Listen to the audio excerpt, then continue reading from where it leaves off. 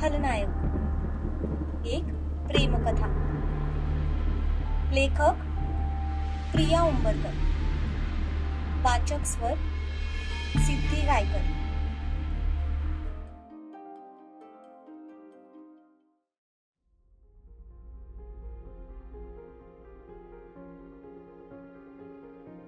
सम्राटच्या प्रेमळ स्पर्शाने तिला मात्र आता राहावलं गेलं नाही.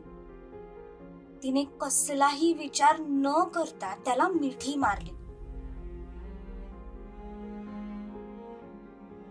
तिच्या असं करण्याने मात्र तो शॉक झाला, पण माहित नाही कसं त्याचे पण हात आपोआप तिच्या भोवती टाकले गेले.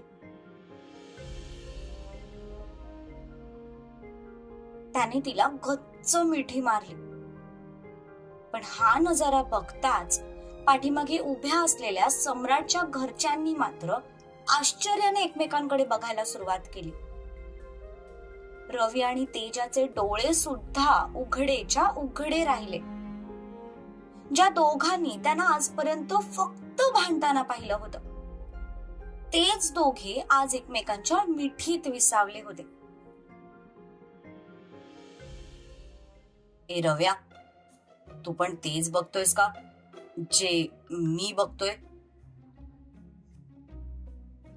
तेजा, मी तर पिंकीला सरांच्या मिठीत बघतोय. तू काय बघतोयस? रव्या, मला पण तेच दिसतंय रे. तेजा, मला तर माझ्या डोळ्यांवर विश्वासच बसत नाहीये. जरा प्लीज मला चिमटा काढतोस का? तसं तेजाने त्याच्या हाताला जोरदार चिमटा घेतला.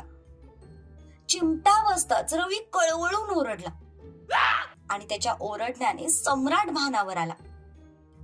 बाकी सगळ्यांनी पण मान वळवून रवीकडे पाहिलं.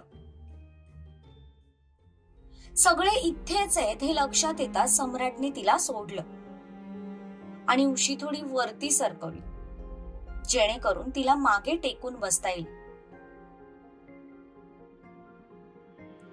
त्याच्यापासून बाजूला होताच ती थोडी मागे सरकून बसली, पण सरकताना सुद्धा तिच्या पायातून तीव्र कळतीना जाणवली.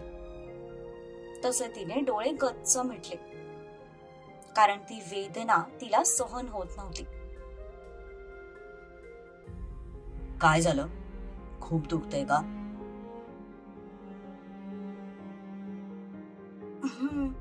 ते पाय दुखतोय.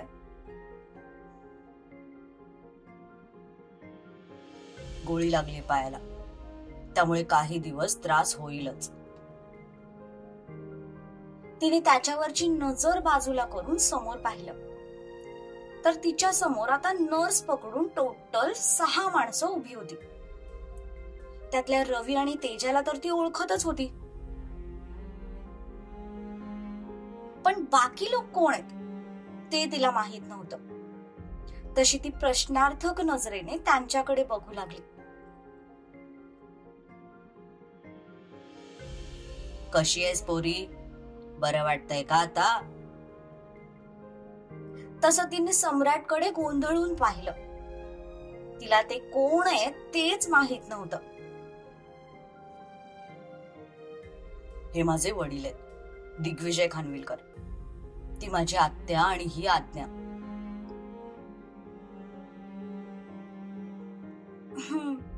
आता ठीक आहे.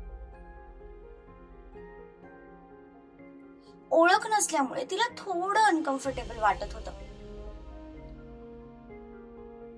नर्स, तुम्ही डॉक्टरांना कॉल करा. तिचं चेकअप करावं लागेल. 24 तासांनंतर शुद्धीवर आलीये ती. तसं नर्स डॉक्टरला कॉल करायला बाहेर निघून गेली, पण हे ऐकून तपस्या शॉक झाली. आपण 24 तास बेशुद्ध होतो हे ऐकूनच तिला धक्का बसला. सर, मी इथे कशी? मला तर त्या माणसांनी. ती बोलतच होती. तसं त्याने नजरेनेच तिला शांत बसण्याचा इशारा केला. तशी ती गप्प झाली. आत्याच्या नजरेतून मात्र त्या दोघांचा तो नजरेचा खेळ सुटला नाही. एकतर काल अचानक तो तिला असं घरी घेऊन आला होता. अजूनपर्यंत तिच्याबद्दल काही सांगितलं सुद्धा नव्हतं. त्यामुळे त्यांना तपस्याबद्दल जाणून घेण्याची उत्सुकता निर्माण झाली होती. आबा, तिला आरामाची गरज आहे. मला वाटतं आपण सगळ्यांनी तिला एकटं सोडायला हवं. हो पोरी, तू आराम कर. आबा मागे फिरले आणि निघून गेले. त्यांच्या पाठोपाठ आत्या आणि आज्ञा सुद्धा निघून गेले. तुम्हा दोघांना स्पेशल नोट लिहून देऊ का? इथून बाहेर जा असं सांगायला. सम्राटने रविजाकडे पाहिलं तसा दोघांनी आवंढा गिळला आणि एकमेकांचा हात हातात घेऊनच ते बाहेर निघून गेले. सगळे जाताच सम्राट उठला. त्याने जाऊन दरवाजा बंद केला.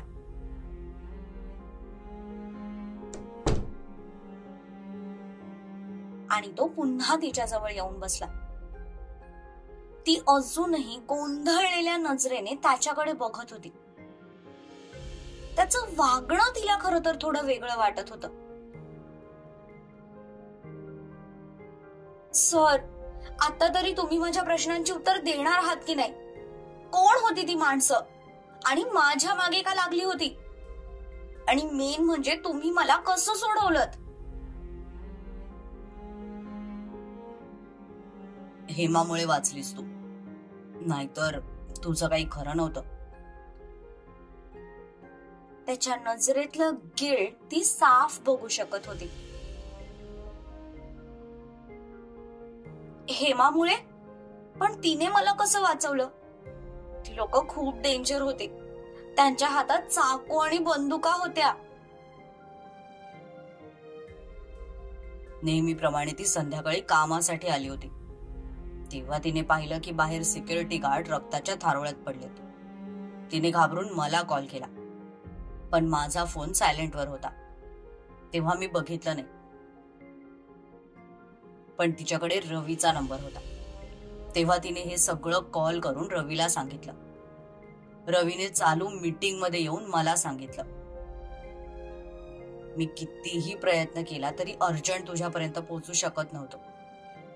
म्हणून मी माझ्या पनवेलच्या काही माणसांना फार्म हाऊसवर पाठवलं. त्यांनी तुला त्या माणसांपासून सोडवलं आणि तिथल्या एका हॉस्पिटलमध्ये ऍडमिट केलं. तोपर्यंत मी पण तिथे पोहोचलो. तिथे तुझ्या पायातली गोळी काढली गेली. काही तासांनंतर तू स्टेबल झालीस. मी अशा अवस्थेत तुला हॉस्पिटलमध्ये ठेवण्याची रिस्क सुद्धा घेऊ शकत नव्हतो. म्हणून मग मी तुला इथे माझ्या घरी घेऊन आलो. या घरात ते लोक कधीही येऊ शकत नाही. सध्या तरी ही एकच जागा तुझ्यासाठी सगळ्यात सेफ आहे. त्यामुळे आजपासून तू इथेच राहायचं. म्हणजे ही तीच माणसं होती ज्यांनी मला यापूर्वी किडनॅप करायचा प्रयत्न केला होता, बरोबर ना? माहित नाही. अजून तरी त्या लोकांनी हे कबूल केलेलं नाहीये की ती लोक भास्करसाठी काम करतात. पण मी लवकरच याचा शोध लावेन. आणि जर भास्करने हे सगळं केलं असेल ना, तर मी त्याला जिवंत सोडणारच नाहीये. पण ती लोक माझ्या मागे का लागलेत? मी काय केलंय? मी तुला सांगितलं होतं ना, त्या लोकांचा असा गैरसमज आहे की तुझ्यात आणि माझ्यात अफेअर. मे बी त्यामुळेच त्यांनी तुला किडनॅप करायचा प्लॅन केला असेल. पण हे अजून किती दिवस चालणार आहे? माझा तरी या सगळ्याशी काही संबंध सुद्धा नाहीये, तरी पण ती लोक माझ्या मागे हात धुवून लागलेत. सर, प्लीज तुम्ही मला जाऊ द्या ना. मला नाही करायचा हा जॉब. आय प्रॉमिस की भविष्यात तुमचे 1 लाख रुपये मी कसेही करून फेडेन. पण प्लीज मला इथून जाऊ द्या. हे सगळं खूप डेंजर आहे. आजपर्यंत मला वाटत होतं की जग खूप सिंपल आहे, पण मी खूप चुकीची होते. काल पहिल्यांदा मला अशा जगाची अनुभूती आली आहे ज्याचा मी कधी स्वप्नात सुद्धा विचार केला नव्हता. पैशांनी भरलेलं जग असं असेल ना तर नकोय मला पैसा. मी आपली गरीबच ठीक आहे. नाही, मी आता तुला सोडू शकत नाही. आय मीन तुझ्या जीवाला धोका आहे. मी जरी तुला इथून सोडलं तरी ती लोक तुला सोडणार नाहीयेत, कारण त्यांना अजूनही असंच वाटतंय की तू माझ्यासाठी खूप खास आहेस.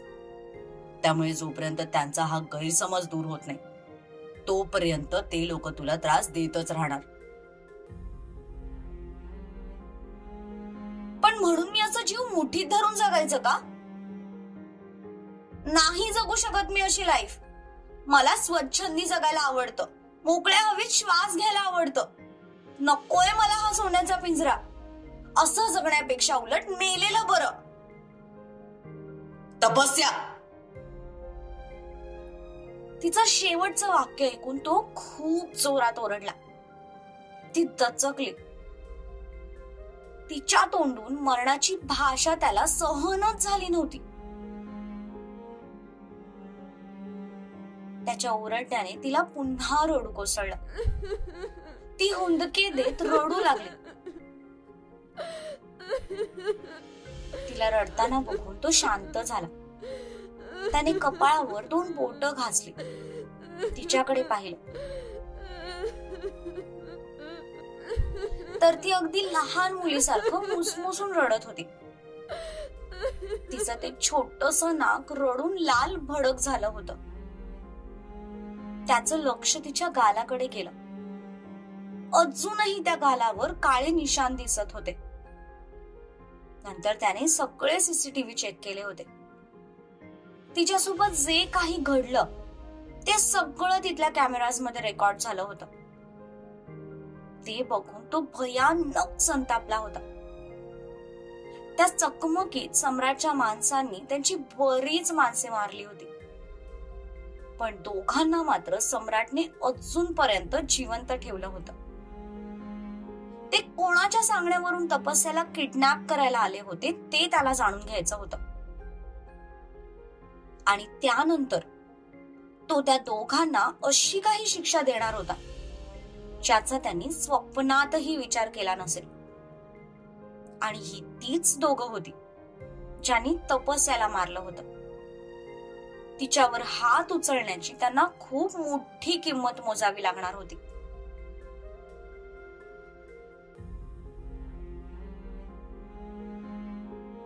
दादा, अरे कोण आहे ही मुलगी? आणि सम्राट तिला डायरेक्ट असा घरी कसा घेऊन आला? बरं, कालपासून विचारतोय तर काहीही सांगायला तयार नाही. मला तर ना या मुलाचं काही कळतच नाहीये. इथे आत्या सोफ्यावर डोक्याला हात लावून बसल्या होत्या. मलाही त्याने काहीही सांगितलेलं नाहीये. एकतर रात्री त्याला यायला इतका उशीर झाला. त्याच्या चेहऱ्यावरचं टेन्शन बघून मी पण त्याला जास्त काही फोर्स केला नाही. अरे पण मी उद्या पाहुण्यांना बोलवलंय आणि त्यात त्यांना हे प्रकरण कळलं म्हणजे? 4-5 स्थळांमधल्या एका स्थळाला त्यांनी उद्या घरी बोलावलं होतं. पण आता हा सगळा ड्रामा बघून त्यांना उद्याचं जबरदस्त टेन्शन आलं होतं. आशा, तू नको जास्त टेन्शन घेऊस. सम्राट आला की तो सगळं सांगेल. मग बघू पुढे काय करायचं ते. मला तर या गोष्टीचं विशेष वाटतंय की कधी मुलींचं नावही न घेणारा भाई आज चक्क एका मुलीला घरात घेऊन आलाय आणि ते पण तिची इतकी काळजी घेतोय. भाई तिच्या प्रेमात तर पडला नसेल ना? आज्ञा, उगीचच तोंडाला येईल ते बरळू नकोस. असं असतं तर सम्राटने आपल्यापासून काही लपवलं नसतं. आपण तर कधीच त्याच्या मागे लागलोय लग्न कर म्हणून. असं काहीही असतं तर त्याने केव्हाच सांगून टाकलं असतं. मला तर हे प्रकरण काहीतरी वेगळंच वाटतंय. बॉस आले. ते त्याच्या समोरून येणाऱ्या सम्राटकडे पाहत म्हणाला. तसे तिथे असलेले सगळे गप्प झाले.